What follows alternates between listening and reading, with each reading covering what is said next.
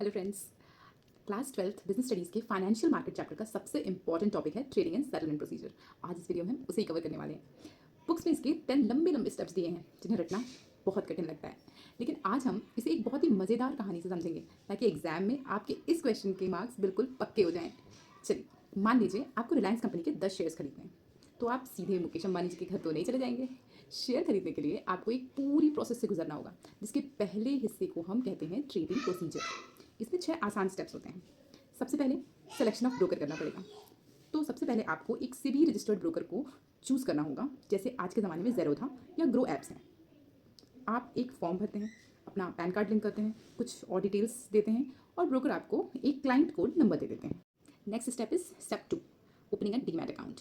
यहाँ पर ब्रोकर आपके लिए 2 अकाउंट खोलता है। पहला ट्रेडिंग अकाउंट, जिससे आप ट्रेड करेंगे, और दूसरा डीमैट अकाउंट। ये डीमैट अकाउंट क्या होता है? तो डीमैट अकाउंट एक ऐसा अकाउंट होता है जहाँ आप अपनी सिक्योरिटीज़ को इलेक्ट्रॉनिक फॉर्म में रखते हैं। ठीक है। Now step 3, placing an order. अब यहाँ पर आप अपने ब्रोकर ऐप पर जाकर ऑर्डर प्लेस करते हैं। जैसे मान लीजिए आपको रिलायंस के 10 शेयर्स खरीदने हैं 2500 के भाव के हिसाब से। ब्रोकर आपको इसकी एक ऑर्डर कन्फर्मेशन स्लिप देता है। Now come to step 4, order matching. अब ब्रोकर का कंप्यूटर स्टॉक एक्सचेंज यानी कि एनएससी या बीएससी के मेन सर्वर से कनेक्ट होता है। वो वहाँ एक ऐसे सेलर को ढूंढ रहा होता है जो ठीक ₹2500 में अपने 10 शेयर्स बेचने को तैयार होगा। अब आइए स्टेप 5 पे, एग्जीक्यूशन ऑफ ऑर्डर। जैसे ही कंप्यूटर को आपकी पसंद का सेलर मिल जाता है, स्क्रीन पर तुरंत एक मैसेज आता है, ट्रेड एग्जीक्यूटेड। अब आपको लग रहा होगा कि ट्रेड कंप्लीट हो गया है, लेकिन नहीं। स्क्रीन पर ट्रेड एग्जीक्यूटेड होने का मतलब ये नहीं होता है कि शेयर आपकी जेब में आ गए हैं और पैसे सेलर के पास चले गए हैं। अब शुरू होता है बैकएंड का असली खेल, जिसे हम कहते हैं सेटलमेंट प्रोसीजर, यानी पैसों की और शेयर्स की असली में अदला बदली। इसे समझने के लिए हम स्टेप 7 को फॉलो करते हैं। स्टेप 7 है पे इन डे। ट्रेड होने के बाद, मतलब T+1 दिन के अंदर। T मतलब ट्रेड, +1 मतलब ट्रेड का अगला दिन। तो T+1 डे के अंदर दोनों पार्टीज़ को अपना अपना एसेट्स मार्केट के अंदर यानी इन करना होता है। आप बायर हैं, आप अपने बैंक से पैसे ब्रोकर को ट्रांसफ़र करते हैं और उधर से सेलर अपने डीमैट अकाउंट से शेयर निकालकर अपने ब्रोकर को देता है, यानी कि असेट्स दोनों पार्टीज से अंदर आ गए हैं, इसलिए इसे पे इन डे कहते हैं। Now come to the step number 8, rolling settlement, T+2 cycle.